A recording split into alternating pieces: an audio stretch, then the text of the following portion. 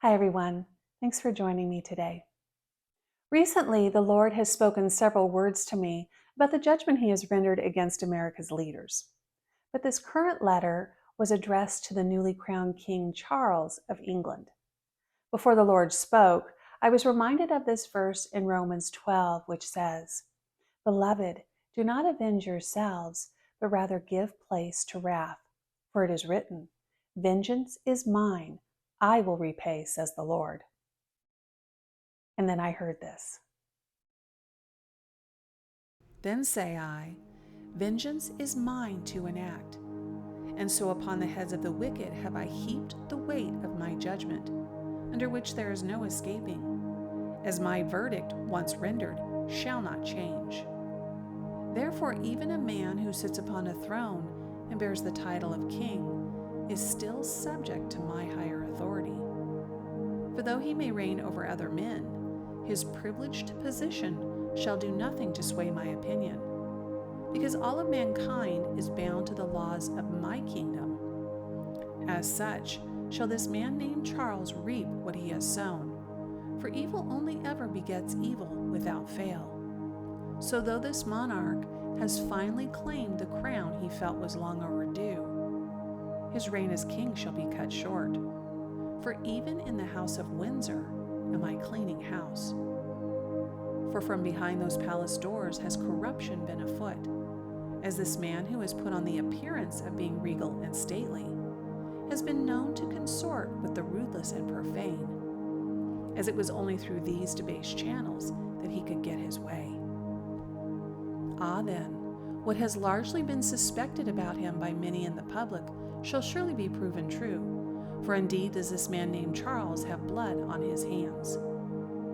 Yet due to his maternal lineage and close proximity to the crown, he was shielded from bearing any consequence due his crimes, that form of official adjudication that any commoner would have already had to face.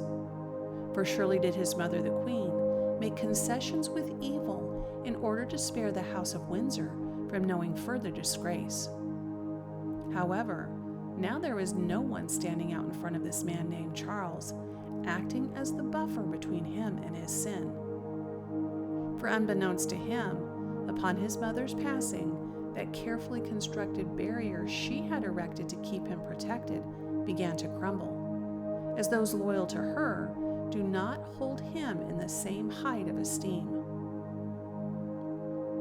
So though upon his head was placed the crown of this monarchy, he will never know the public affection that is bestowed upon a much-loved king. For he laid the foundation of his throne upon the broken soil of betrayal, that uneven ground that is absent the qualities of fidelity, honor, and integrity. Then because he had been spared any natural consequence from his past mistakes and immoral choices, the idolatry of self has filled the heart of this man named Charles, and shall continue to govern his path. Therefore he is unfit to lead this republic, as it is his own best interests that shall be put first over those of his fellow countrymen, believing himself entitled to do as he wishes.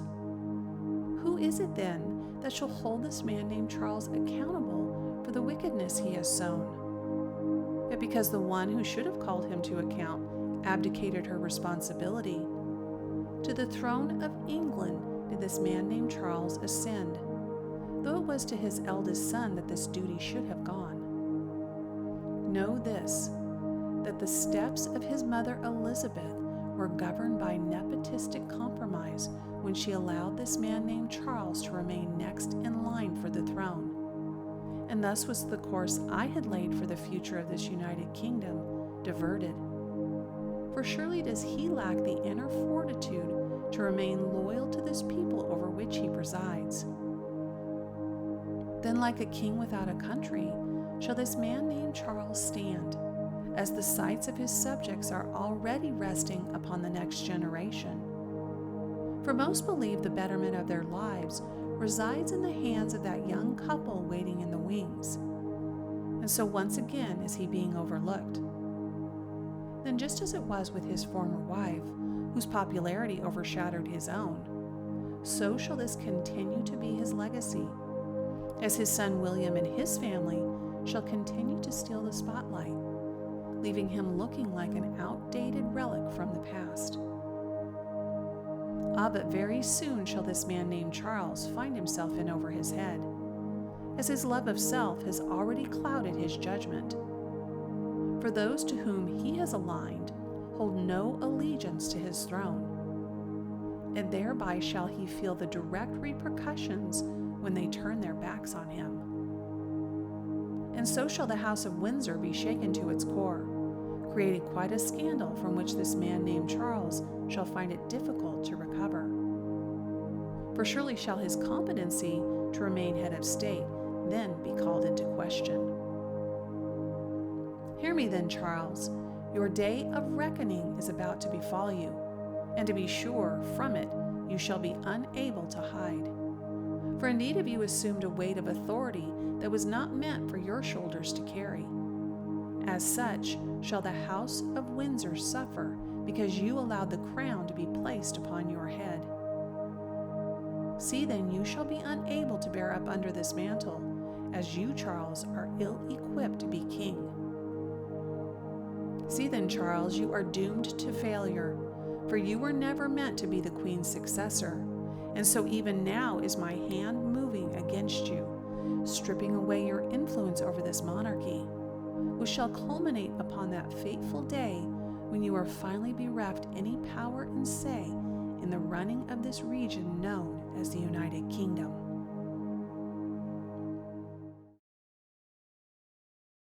Thanks again for joining me today.